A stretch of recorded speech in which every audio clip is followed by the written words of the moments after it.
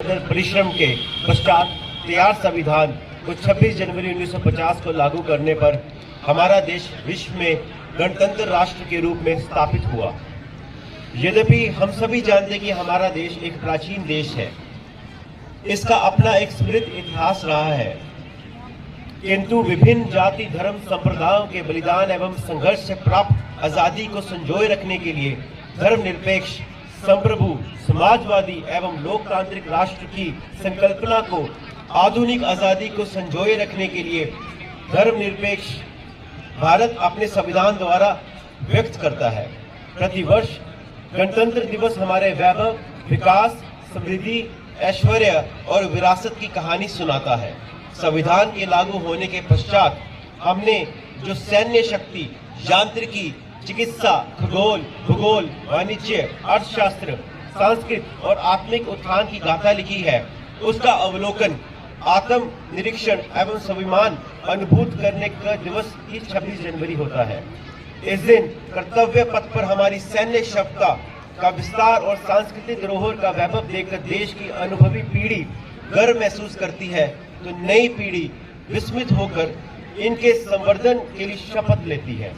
वहीं दूसरी ओर इस प्रदर्शन से हम विश्व को अपनी क्षमता, शौर्य, पराक्रम से संपन्न सैन्य शक्ति तथा विविधता में एकता की सांस्कृतिक धरोहर से अचंभित करते हैं।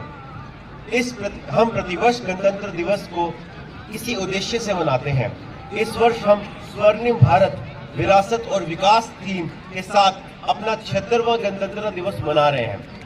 इस उद्देश्य से स्पष्ट हो जाता है कि हमें विकास की श्रृंखला को निरंतर इसी तरह बढ़ाते रहना है, किंतु साथ ही अपनी विरासत को भी सुरक्षित रखना है।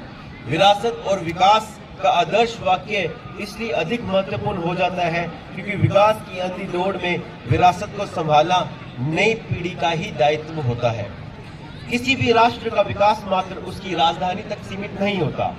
देश का प्रत्येक नगर, गांव, कस्बा, गली, मोहल्ला अपनी उपलब्धियों से देश के उत्थान में अपना योगदान देता है। इसके लिए व्यक्तिगत योगदान आवश्यक है। व्यक्तिगत रुचि, क्षमता, योग्यता और प्रतिभा का सामूहिक योगदान क्षेत्र विशेष का उत्थान करता है।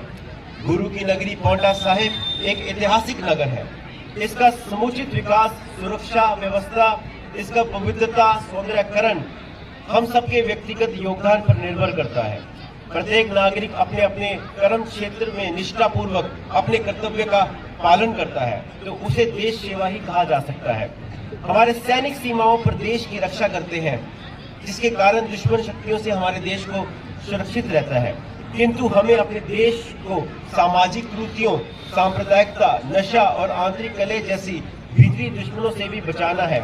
इसके लिए हमें सीमा पर लड़ने वाले सिपाही हमारे मध्य नहीं आएंगे। यह कार्य हम सभी नागरिकों को मिलकर अपने विवेक और अपने सौहार्द से ही पूर्ण करना होगा।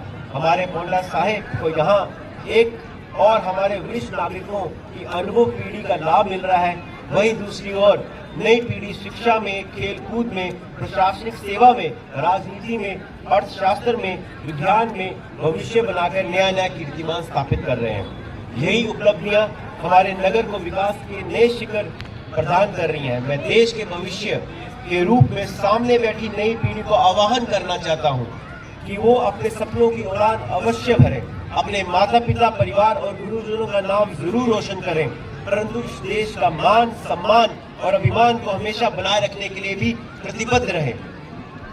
इसके मान की रक्षा हेतु हृदय में भले शून्य समाये रखना, आन बान और शान तिरंगा यूं ही अंबर तक लहराए रखना। इन शब्दों के साथ एक बार फिर आप सभी को राष्ट्रीय गणतंत्र दिवस की हार्दिक शुभकामनाएं, बधाई देता हूं। जय हिंद,